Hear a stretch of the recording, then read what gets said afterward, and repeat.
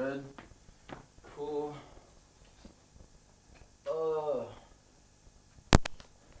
Alright guys, mic check, how am I sounding? Good? Cool. Has anybody seen The Guest? No? Nobody? Okay, hold on. Let me see if he texted.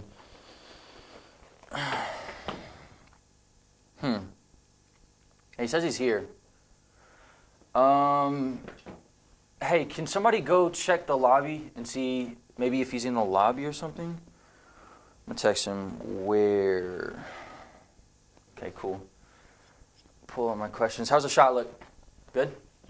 Light's good? Cool. No? Not in the lobby? He says he's right here. That's weird. Ant? Ant? Dude, where the f is Ant? Yo. Where'd you just come from? I was like, just waiting over there. Oh, okay. Cool. Hey. Yeah, sit down. I don't know. Ant. What's up, man? Check, what is up? You are now listening to the Tyler Setlist Podcast, the #1 place for all things Tyler music scene. Now, I'm a little sick. I've been pushing this episode off, but it's a Halloween episode and Halloween is now, so there's no pushing it back. I'm not gonna waste any time though. Let's get right into what shows are happening this weekend. On the 26th, that's Thursday, Bricks is hosting their college night called the House of Horror. It's at 9 p.m. and best costume does get a money prize. On the 27th, that's Friday, Republic Ice House is hosting the Tuxedo Cats starting at 7:30 if you're into some classic rock cover band music. At 8 p.m., the Green Room is taking over Studio 60 that same night for some grunge punk music. And Bricks is back at it again at 9 p.m., this time with Dreams and Nightmares.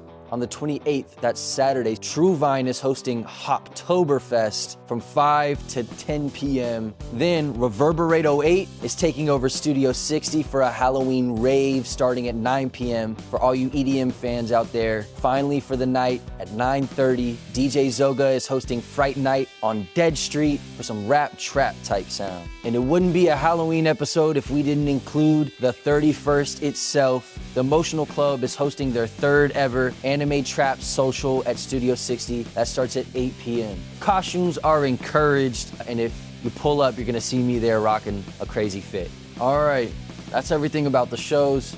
Now let's talk about something that can be a little scary to some people, moshpits.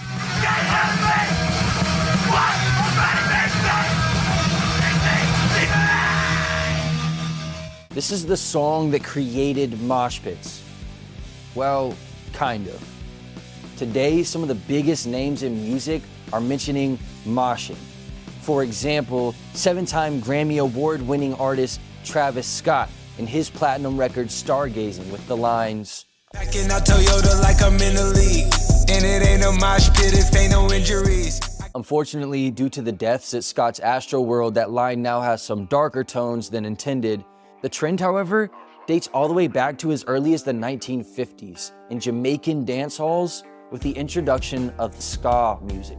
It's a bit of a phonetic maze, but I'm gonna try to trace the path from Travis Scott's song to a random Jamaican club 70 years prior. Ska music is generally characterized by its reliance on the bass guitar and rhythms placed on the upbeat. It's believed to have gotten its name from the scratching guitar sound that was common in the genre. In the late 60s, a darker, more chaotic interpretation of ska became popular called ska punk. Within this subgenre, a dance move was becoming popular called, and I'm not joking, skanking. To skank, one would bring their fist up even to their chest with their arms bent roughly at a 45-degree angle. In that position, they would swing their arms back and forth while also kicking their legs hard like trying to kick a soccer ball. The dance was as chaotic as the music sounded. The ska punk genre continued to separate itself from traditional ska and eventually gave birth to the punk and hardcore rock scenes that we know today. People would essentially like slam or mash themselves into each other in a giant group. That's where we got the term mashing. People would get a running start to throw their bodies as hard as possible into the center of the group. As you can guess, there was a crowd of people who wanted to do this crazy stuff, and there was a crowd of people who didn't. The crazy people would circle up into a giant ball, and anyone not interested would back away naturally.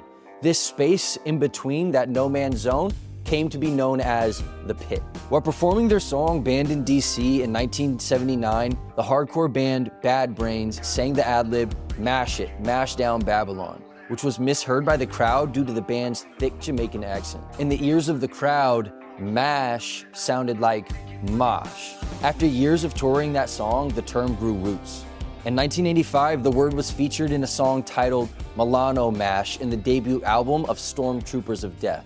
2 years later, the band Anthrax released Caught in a Mash, which was a niche hit. Mosh pits are beginning to transcend any sort of genre and now are more closely related to the intensity that any type of song can have.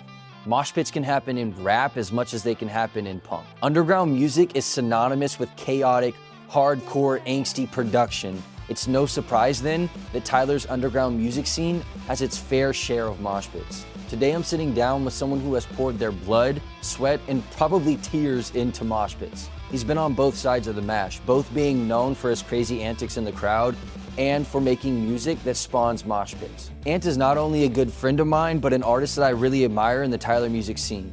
The only problem is, I can't ever seem to find him. Check, what is up? We're here in an undisclosed location with Ant. What's going on, man? And I feel like you and I really kind of got to know each other just because we were two real chaotic energies in the scene, you know? Yeah.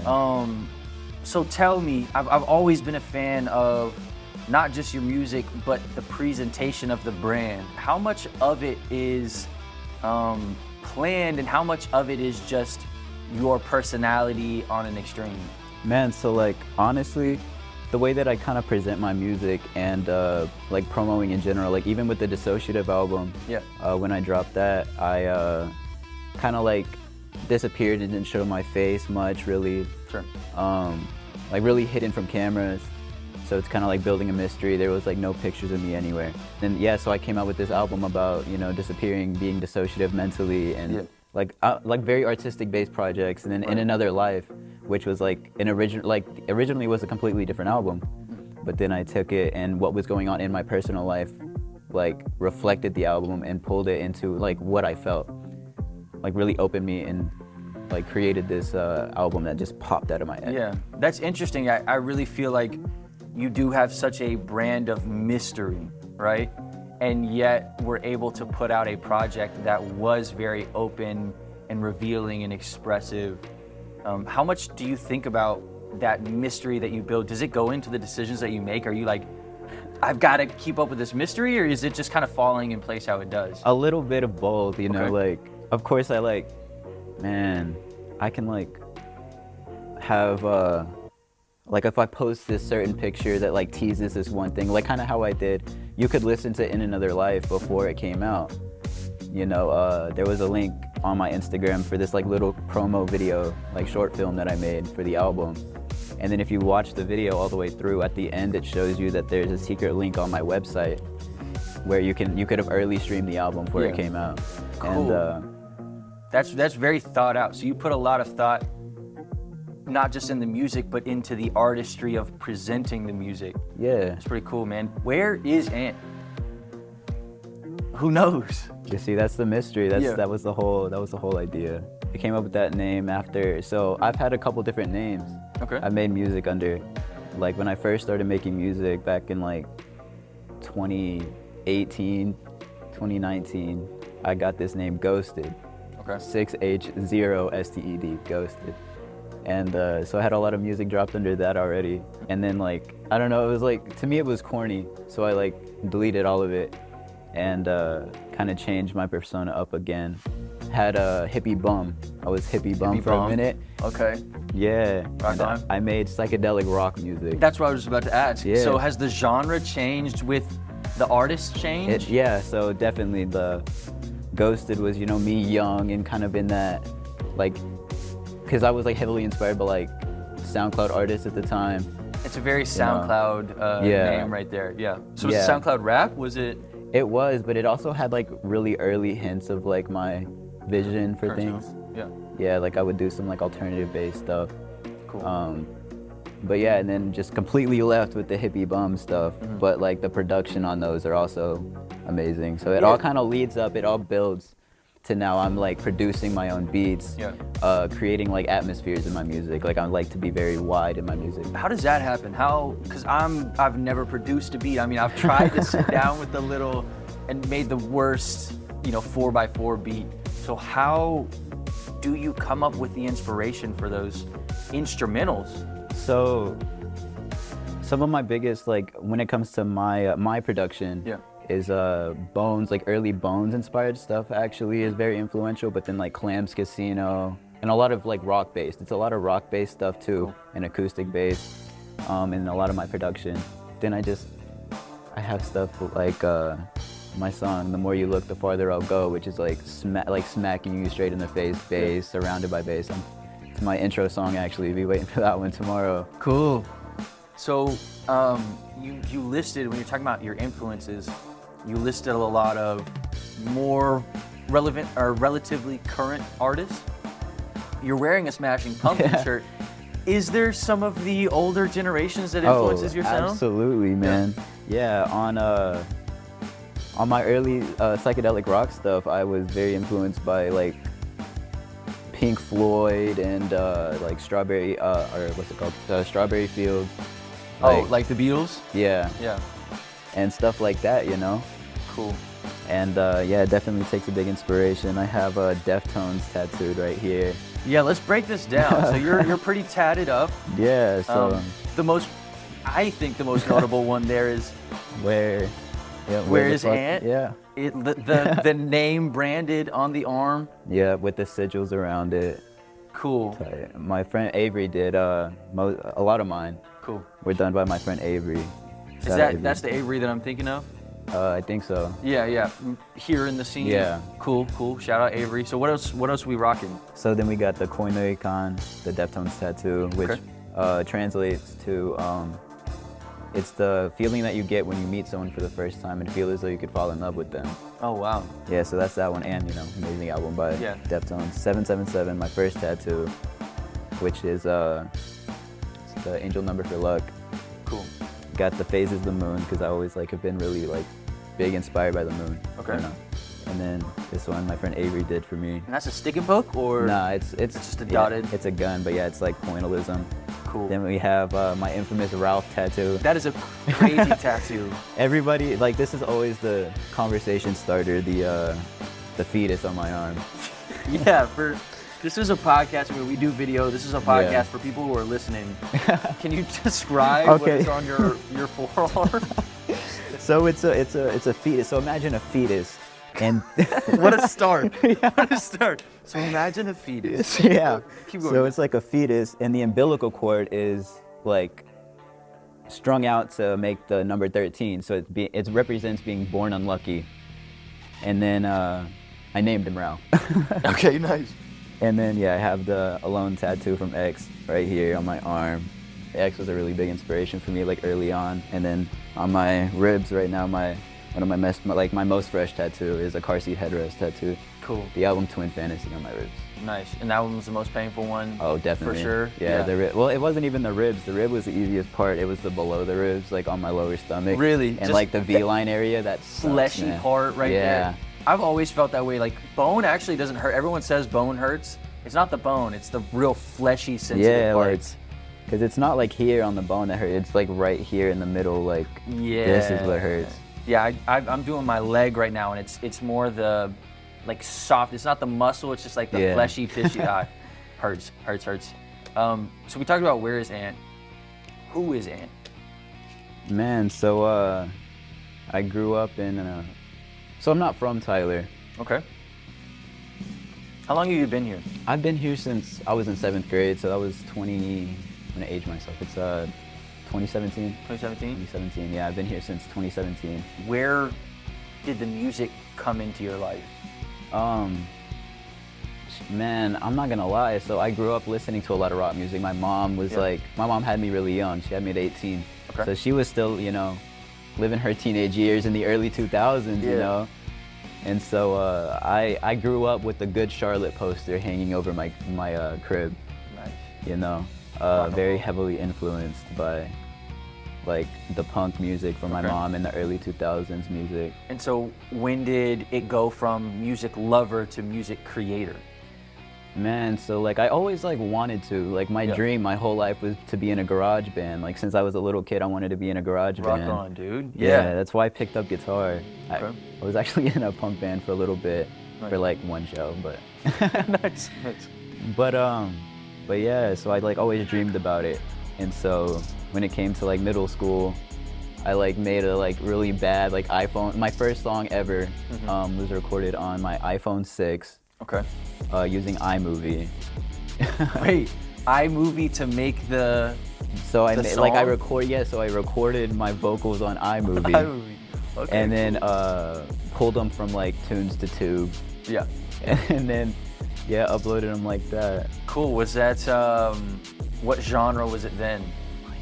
Emo rap. It was like the real sad boy stuff. Oh yeah, dude. That's where it started, man. Yeah. Yeah. That's I feel like The that's song was most called of those I Tried, man. Is it still out there? No one else can find it. I have it. You have it. I have it. Is Like on my SoundCloud privates, I can still go Oh, back word. and look at it. Did that get released under Ghosted? Yeah. Yeah, that was where Ghosted started. Yeah, that was the beginning of Ghosted. Cool. Way back in middle school. So who is Ant now? And now, I mean, now I'm not a little middle schooler. I'm graduated from high school. Yeah. And I'm taking a gap year to like really get some things together. Yeah. And I want to go off to film school to get my film degree. Yeah. And I'm still gonna be working on music the entire time. Cool. With also like building myself for my film career, because I'm a very big film guy. We were talking. Yeah, I earlier wanted to get into that. Yeah, the film stuff. It's very interesting how creatives these days, I feel like, aren't just one. There's no more, I'm just a musician, I'm just a photographer. We're kind of, same as the genre is all blending. I feel like the artistry is all blending. So yeah, where did the film stuff come from? I've always been like a really big movie head. Yeah. Like I have a like list in my phone that my top 5 movies of all time. I've like always been really big into like movies, and especially influenced by like the movie Everything Everywhere All at Once, my favorite movie of all time. Yeah. But things like old movies that like Requiem for a Dream, Fight Club, these movies that really make you think, like The Eternal Sunshine of the Spotless Mind is another one of my favorites. I think I've heard of that one. It's Jim Carrey in a serious role, but it's like a psychological, like a really like one that makes you think. Makes you think. I love Jim Carrey for that reason. Yeah. He really does try to make you think. Cool. And well, yeah. Tell me when you. How many short films do you have? Is it the one? Is it? No, so I have from when I was in school. I was doing competitions. I did Skills USA, win off one district, first place in district, went to state, and I'm the 8th best filmmaker in the state. Cool, man. That's pretty Texas big. is big. Texas is very big. Yeah, one of the biggest. Well, hey, so there's your film. Let's talk about your music. So here's this question I wrote. I think it's funny. So Eminem has music to be murdered to, right? Mm-hmm. Would it be safe to say that yours is music to disassociate to? Yeah, definitely. Yeah. Definitely. Because another big influence actually is Duster. Okay, I don't know Duster. It's they're a band from early 90s, but they still kind of release over time. But very big inspiration there. And Dissociative is a whole album. Yeah, it's super dissociative. Yeah. It's very, and I think I texted you this after I listened to the album for the first time. It really takes you on a journey. Yeah. Which is something I have always loved in albums. Maybe isn't as common anymore in albums these days, but I think I get a sense that you're influenced by some of the older generations of art, right? Yeah. Every time when you talk about your style, you said like, what did you say, like fell out of 2003? Fell out of 2002, yeah. Yeah. Kicked out of 2002. Wasn't even born. I was born 2 years later, 2004. But the style of Yeah, 2002 just draws to you. Yeah. Tell me about this journey that this most recent album takes you on, and was that intentional? Is it just? Yeah, absolutely. So, like I said, the album was originally something completely different. Right. And so I took it and changed it, reinvented it, produced, like I said, produced all the instrumentals. Yeah. And have them all flow together. There's, in the album, a sample, like there's a song, it goes through, and then at the end, there's like a clip of the sample of I Know You by Faye Webster. I took, sampled, chopped and screwed it. Yeah, very like chopped and screwed heavy Yeah, cool. stuff. So that's also like an early 90s influence, Definitely. like in the rap scene. Yep. Threw that in there at the end and then produced an entire song with the Faye Webster sample next. So the little outro fades into this whole song that I produced myself. Cool. Yeah, it has the transitions from song to song, takes you and really. And the sampling, there's actually quite a few samples on that album, like pretty popular samples. Cool. I have Blood Hail by Have a Nice Life is sampled on that album.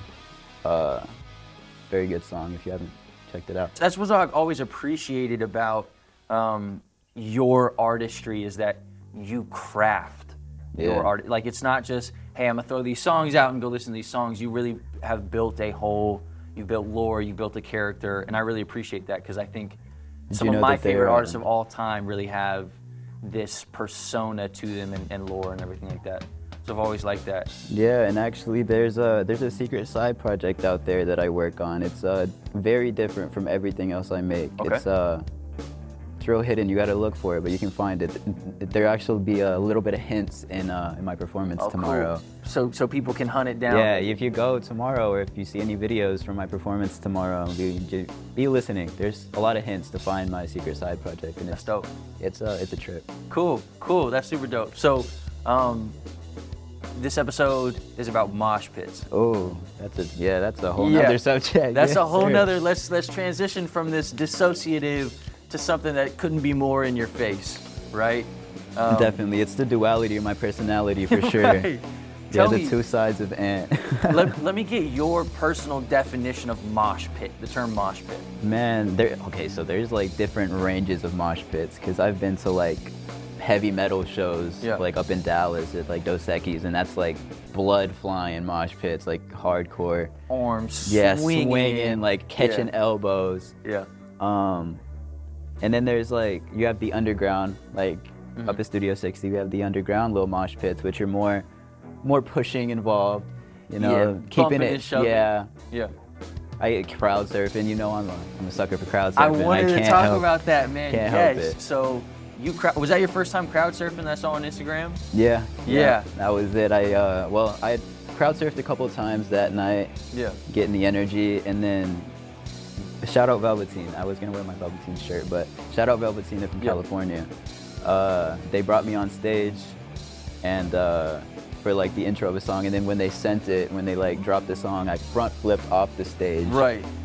Into everybody's arms. Yeah, that video's out there. Yeah, that was crazy. You know, I missed that night too, and so like I'm scrolling through my Instagram, and here's Ant jumping off the stage, flipping into a group of people. Yeah. It was crazy. So, I've also seen you as many times, if not several more, in the mosh pits. I'm thinking of a time not too long ago when I'm sitting there with our friend Vixen, right? Yeah, Shout out Vixen. my brother, it's my family. Yeah, the dog, and he comes up to me and in not more pure fashion goes, "Hey, where's Ant?" We both look up into the mosh pit in front of us, and you, in that exact moment, catch an elbow to the jaw. Boom, straight to the chin. Yeah, and you look up to us like right and I'm after just like it happens. dazed, and I'm like, yeah, yo. That sounds to some people like horrible, right? It's the adrenaline, adrenaline, man. It's definitely the adrenaline. I'm a big adrenaline junkie. Yeah. I don't know, like skateboarding. You know, I go skateboarding all the time. Just things that like make me, I don't know. So in a mosh pit, do you want to get hurt? Do you just not necessarily hurt, but like get that energy going. I like really feed off the energy of others around me too. Cool. If everybody else is getting lit, I'm gonna get lit. Yeah, it's pure chaos, right? Yeah, absolutely. And yet, one of the things we talk about is kind of the unwritten rules, the etiquette of mosh pits. Pick them up. If someone's down on the ground, pick them up. immediately. I've seen people not even hit the ground and already be caught and placed back up. Right, like in the videos of me, you know, I'm not that big. I don't know if you guys can tell. I'm like a kind of small guy, you know. I'm short, and so like I'll get boom, just decked over. But then, you know, you got to get somebody's pulling me right back up, and then I'm reaching down anytime I see somebody on the ground, and I'm pulling people up. Yeah, I think that's very interesting. Like, everyone around them will stop immediately. When someone goes down, immediately everyone stops. You'll hear people yell and pick them up. Yeah. You know? Can you explain to people who have maybe never been in a mosh pit, how does that work? How can there be such anarchy and yet so much care for one another? Is that just... It's the music, like honestly, like there's an energy in the room, like you can feel the energy in the room, and it's like, let's peacefully tear each other apart.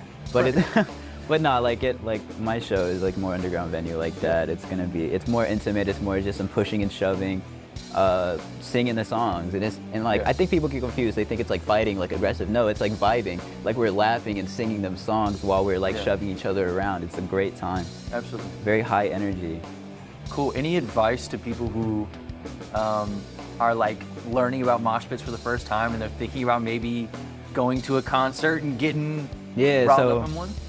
First step, you gotta feel the outside. You wanna, if you're like going into your first mosh pit, kind of stand on the outside and kind of keep everybody pushed in, and then slowly kind of work your way in and start jumping in, and then slowly you'll kind of be sucked in. Yeah, you kind of mentioned something important there, the role that is not talked about in the mosh pit as much. Everybody the wall outside. On the outside. So what's that?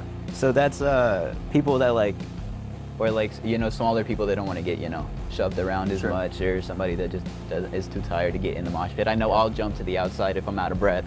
Right, yeah. But yeah, you just got to keep them in, you know, make sure they're not like running into walls and everything. It's like I said, it's all like trying to keep each other safe while having fun. Yeah, it's such an organized mess. Yeah, you know? absolutely. It's absolutely chaotic. That's how I feel about my mind. Right, yeah, honestly. Yeah, me too. So I saw a video describing mosh pitting, among many other things, as being a mating call. Do you subscribe to that thought process? Does a good mosher attract women? I feel like it does. Okay. I feel like it does. I mean, even if not as like a romantic, like women, like attracting women, it definitely attracts attention for sure. Sure. Yeah. Beyond all else, it attracts attention. Like I know, like, because like I said, I'm kind of small, so I'm going crazy in the mosh. Yeah. The small guy comes out, you know, rocking out. You know, people are like, yo, you went crazy in there. You're jumping off stages, man. You're like, you're so, like, you're cool. Conversation starter. You know, definitely a conversation starter, you know. What makes a good mosher? Like, when energy. If you look in the crowd and you're like, oh, this guy's doing it right, what is he doing? He's feeding off of everybody's energy, you know. He's keeping, like, if this, like, everybody kind of lifted up, making sure everybody's happy and participating. Because it can also kind of be like, especially at like an underground show, if you don't know the bands, you know, if you're not necessarily relating to the bands because it's new music you haven't heard, you know, you give it a try, but you don't know anything yet. It's also something like you can see that like gives you an experience, you know? It's an experience. And so you can like get attached to the music through the experience, which is something I really, really enjoy. Yeah, I love that. I love that. Is it dancing or is it something else? It is dancing. Because there's actually steps. Like there's like different mosh steps that you can do. I don't know if you'll see the steppers where they're hitting the steps. With like more hardcore styles, there's like, you know, like the arms. They'll go off with the arms. It's a little dangerous, the swinging, yeah. So there's a couple different types of mosh pits. Definitely. I don't know how many. Can you break down all the ones that maybe come to the top of your mind? So there's definitely like I said, the like metal mosh pits, like where there's like legit hands being thrown. Yeah. Like just a mass of people all in this smacking into each other. Yeah, just like throwing just everything. Right. Looking like Chuck Liddell from like the early days of UFC up in there, just both knees, everything. Just like, and those are really aggressive. Those can borderline, you know, violent. I feel like sometimes the intentional with those are to leave somebody bloody and bruised. Yeah, definitely. But there's some ones that are more about like running. Yeah, there's running mosh pits, which is more just kind of running into each other. Yeah. And kind of bumping, but you know, also make sure, you know, pick people up. Yeah, it's kind of like a tornado, I feel like, with people. You just circling counterclockwise. Yeah, and then with crowd surfing, it's a completely different thing because it's a group of people kind of, you know, in one collective area, kind of, you know, guiding this one person around, and then someone else jumping on stage and doing the same thing. Do you worry when you're crowd surfing about, you know, the question I'm gonna ask? Yeah, okay, so I did hit the floor once. Yeah. I landed on my knee. It hurt, man. I'm not gonna lie. My knee was like swollen. It was the same night that I like jumped off. Like, it was the first one I did. My friend Dalton, shout out Dalton, he caught me. Yeah. But I still like flew in, my knee just boom, cracked on the ground. It was swollen for like a day or two. Because you're pretty, when you're on top of people holding up your hands, I mean, you're 6-something feet in the air, you know? Yeah, it's a big fall. Yeah, it's a pretty big fall. But then, when I did that front flip, I was just like, I ain't gonna lie, you can see the videos. I'm like making sure, like, I'm like, y'all catch me, I'm flipping. That's probably the most important part of it. Yeah, like, you can see me, I'm like in the video, like, I'm coming right here, I'm flipping. Yeah. You know, and like getting them prepared. And then, I just full-fledged sent it. Full send. If I was gonna like eat it on the ground, I was gonna eat it. But then I went low. Yeah. But then boom, next thing I know, I'm riding top of the crowd. People pulled you up. Do you empty your pockets like before you jump? Are you scared people are gonna be like? Not really. Not really at Studio 60, honestly. It's a very good venue. Very homey venue. Absolutely. We love Studio 60. Yeah, shout out Studio 60. Shout out Kevin. Shout out Kevin. I love Kevin. That's my uncle. That's my uncle. That's Unc Kevin. I call him Unc Kevin, yeah. Big Unc. So, man, what's next for Ant? Just had an album come out. You got a big performance.